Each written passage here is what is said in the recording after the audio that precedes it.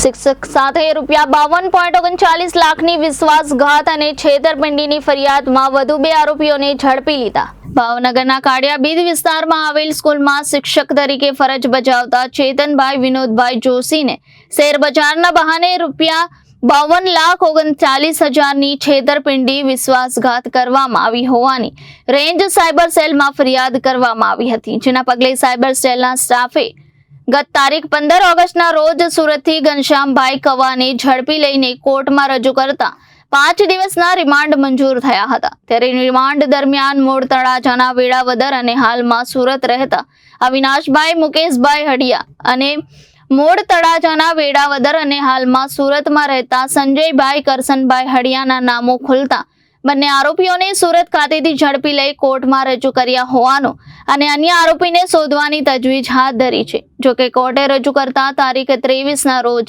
બપોરના 4 વાગ્યા સુધીના રિમાન્ડ મંજૂર થયા હોવાનું બિનસત્તાવાર જાણવા મળ્યું છે। રિપોર્ટર ફિરોઝ મલેક, ભાવનગર।